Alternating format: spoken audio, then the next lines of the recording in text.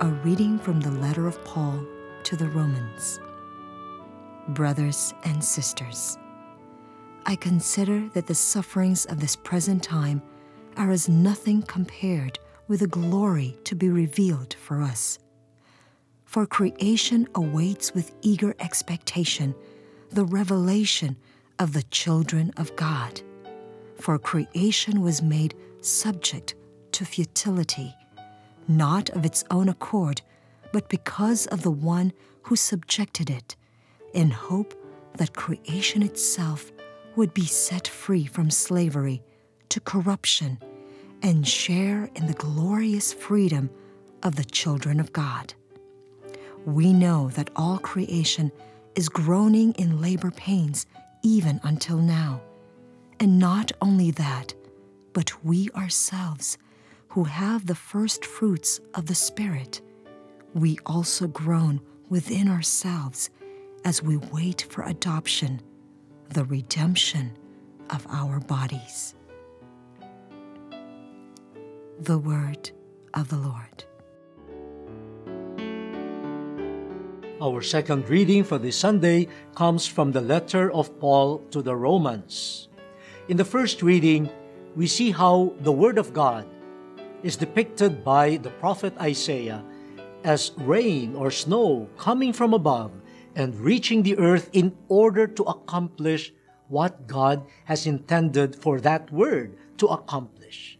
So the Word of God must be fulfilled when it reaches human hearts, when it reaches the world.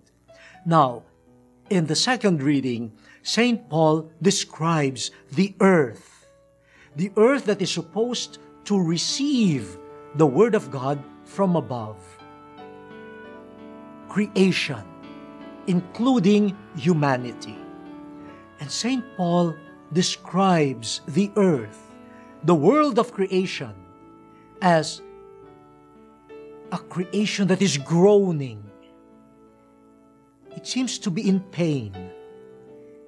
It is a world that is held captive. It is a world that is suffering from slavery. It is this world that should welcome the Word of God from above. The Word of God that is supposed to accomplish the liberation that the whole of creation is longing for. Liberation from corruption. Liberation from sin. Liberation from violence. Liberation from destruction. Liberation from selfishness. This is the earth, the soil that we inhabit. And from the description of St. Paul, it seems that this earth is crying out to the heavens, crying out for something that it does not know. But maybe, just maybe, deep in the heart of the world, it knows that what it longs for is the Word of God. The Word of God that will free the whole of creation from slavery to sin. Now, of course, God would want that, and God will not hesitate to send His Word in order to effect the liberation of the earth from the corruption of sin. But how will that be accomplished? Through human beings. The whole of creation, according to St. Paul, is anticipating the revelation of the freedom of the children of God. Oh, we human beings, we share in the enslavement of the whole of creation.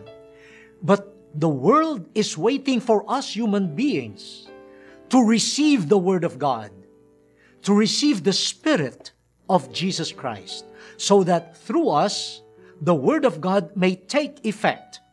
Through us, the liberation of the whole of creation may begin. Dear brothers and sisters, we human beings, with the capacity to understand, with the capacity to will, to love. We are the ones who are supposed to receive the Word of God, to understand it, to make it effective in our lives. We who are stewards of creation. And when we allow the Word of God to make us free, to make us behave like real children of God, then through us, through our transformation, the whole of creation will see and experience freedom. So, dear brothers and sisters, the transformation that the Word of God wants to effect is not just for our sake, not just for the sake of human beings. Through us, the whole of creation will finally see what true freedom means. So, dear brothers and sisters, let us welcome the Word of God. Let us welcome its liberating power so that the whole of creation may fully rejoice.